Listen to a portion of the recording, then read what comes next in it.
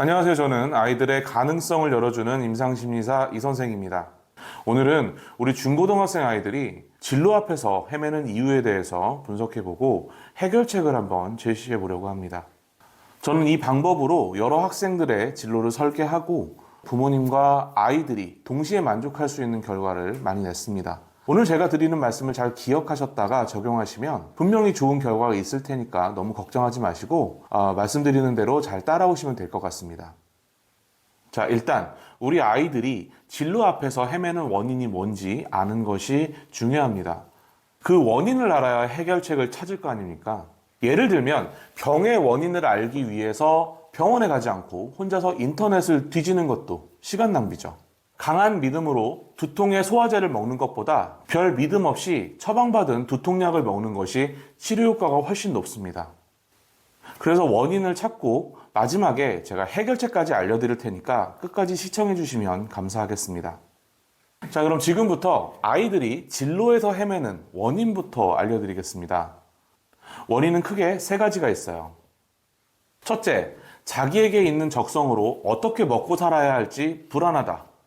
둘째, 적성에 맞는 전공에 다가가는 방법, 그리고 자신에게 그 가능성이 있는지 또 불안하다. 셋째, 직업을 가진 후에 그 직업으로 어떤 일을 할 것인지 계획이 없다. 이 세 가지가 청소년기에 진로 앞에서 헤매는 가장 핵심적인 심리적 원인이에요. 자, 그럼 하나하나 자세히 살펴보도록 하겠습니다. 첫 번째 원인, 자기에게 있는 적성으로 어떻게 먹고 살아야 할지 불안해하는 경우가 많습니다. 당연한 겁니다. 왜냐하면 직업의 세계가 AI다 뭐다 해서 계속 바뀌고 있기 때문이에요. 과거의 잣대로 판단하기에는 어려운 부분이 많죠.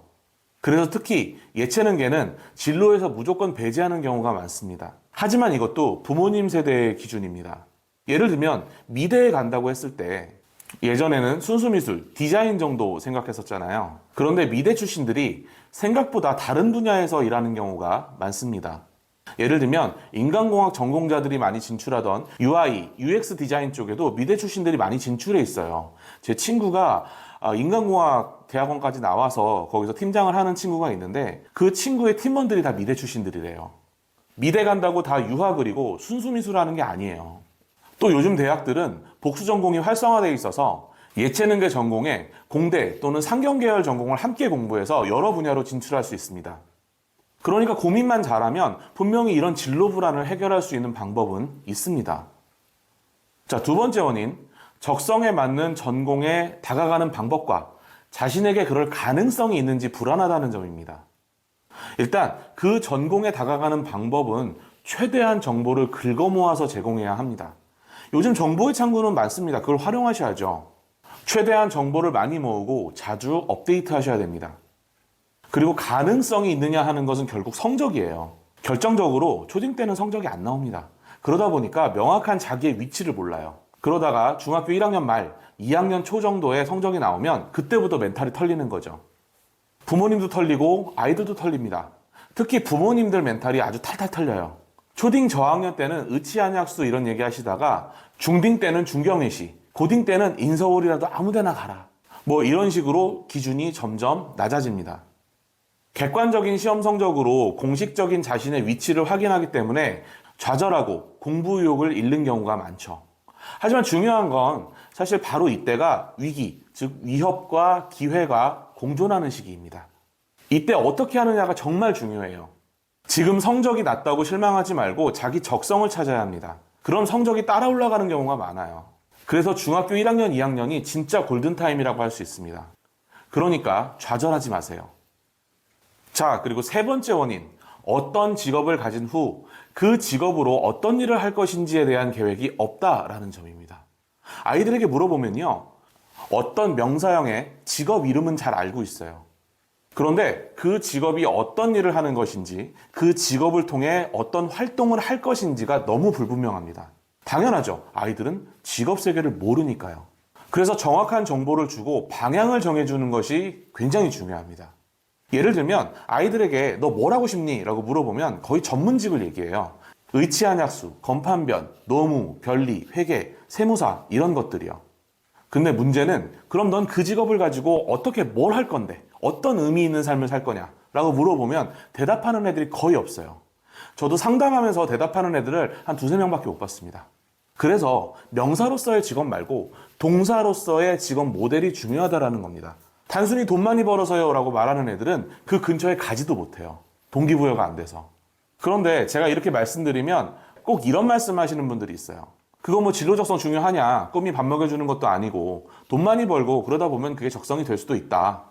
예, 뭐 틀린 말씀 아닙니다. 대부분의 우리 부모님 세대의 사람들이 다 그렇게 살아오셨죠. 그리고 그게 크게 틀린 것도 아닙니다. 오히려 현실적일 수 있어요. 사람들은 직업을 선택할 때 P형과 디벨롭형이 있다고 얘기를 합니다. 꼭 맞는 직업을 찾아야 직성이 풀리는 P형, 대충 직업에 맞춰서 살다 보면 맞춰지는 디벨롭형, 심지어 비율상 디벨롭형이 P형보다 더 많다고 하죠. 하지만 저는 G8G권의 P형 대표주자로서 저에게 알맞는 직업을 찾기 위해 대학교 졸업 후에 거의 20년을 헤매고 다녔습니다. 일하면서 자격증 따고 대학원 다니고 경력 바꾸고 그 과정이 얼마나 괴로웠겠어요. 만약 제가 빙빙 돌지 않고 직선으로 커리어를 쌓았다면 저는 석사가 아니라 이미 박사학위를 땄을지도 몰라요. 그래서 저는 제게 오는 아이들이 저처럼 헤매지 않고 힘든 과정을 겪지 않기를 바랍니다. 자, 그래서 지금부터 제가 위에 제시한 3가지 원인에 대한 해결책을 하나하나 알려드리겠습니다. 첫째, 자기에게 있는 적성으로 어떻게 먹고 살아야 할지 불안하다라는 원인에 대한 해결책은 이렇습니다. 자신이 가진 어떤 메인 적성을 가지고 최대한 어떻게 취업 시장에 필요한 다른 역량을 결합할지 고민해야 됩니다. 쉽게 말씀드리면 미술, 음악, 체육, 거기에 경영, 공학, 심리학 같은 것들을 결합해서 자신만의 독특한 융복합 역량을 키워야 하는 겁니다. 예를 들면 체육 전공에 통계학을 복수 전공해서 세이버매트릭스 같은 걸 역량으로 만들어 스포츠 구단에 취업한다든지, 또는 미술 전공에 마케팅 전공을 더해서 미술관, 박물관에서 마케팅을 담당할 수도 있습니다. 또 예체능에 재능이 있고 흥미가 있다고 해서 다 예체능학과를 가는 게 아닙니다. 예를 들면 심리상담사들도 예술가적인 측면과 과학자적인 측면 둘 다 필요한 직업이에요. 심리검사 데이터를 분석하는 것은 과학자적인 측면을 활용하는 거고, 행동분석과 상담을 하면서 내담자의 심리 상태를 예측하고 핵심 문제를 파악해내는 촉은 예술가적인 측면이 필요합니다. 미술, 음악 전공에 상담학 공부를 더해서 미술치료, 음악치료 상담사를 하시는 선생님들도 많이 있습니다. 요즘 취업시장에서 중요한 건 지금 당장 자신이 무엇을 할 수 있는지 증명하는 게 중요해요. 그래서 지금 당장 써먹을 수 있는 공학 전공들이 취업이 잘 되는 겁니다. 그게 안 되면 복수 전공이라도 해서 핵심 역량을 만들어야죠. 그래서 어떻게 먹고 살 것인가 라는 질문에는 자기의 적성에 맞는 과에 무엇을 더해서 어느 분야로 진출해 어떻게 활용할 것인가 라는 전공 융합에 대한 고민과 공부로 진로에 대한 불안을 어느 정도 상쇄할 수 있습니다. 둘째, 적성에 맞는 전공에 다가가는 방법과 자신에게 그럴 가능성이 있는지 불안하다라는 원인에 대한 해결책은 이렇습니다. 일단 다면적으로 적성을 확인하고 나서 하고 싶은 직업을 확정해야 됩니다. 역순으로 가는 거예요. 직업, 전공, 학교 순서로. 그리고 그 직업에 다가갈 수 있는 다양한 방법을 알아봐야겠죠. 전문학사, 학사, 석사, 박사 중 어떤 학위가 필요한지, 아니면 의료계처럼 특정 학과를 나와야지만 자격시험에 기회가 주어지는지, 어떤 학과를 가야 가장 쉽게 갈 수 있는지 같은 주요 정보들이요. 그런 기본적인 입직 정보가 반드시 선행적으로 제공돼야 됩니다. 이런 정보들은 최대한 자주 업데이트해서 길을 파악해 놓으셔야 돼요. 그리고 여기에서 가장 중요한 포인트가 있습니다. 반드시 아이들의 현재 성적을 확인해야 됩니다.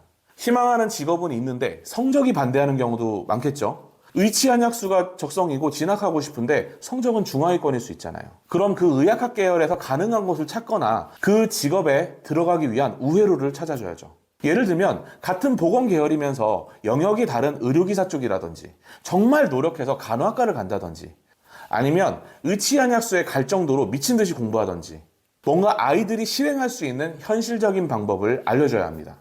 제가 그래서 아이들이 중학교 때 진로를 정한 것이 시간적으로 유리하다고 말씀드리는 겁니다. 선택할 수 있는 학교의 레인지가 넓어요. 최상위 학교부터 보더란에 있는 학교까지요.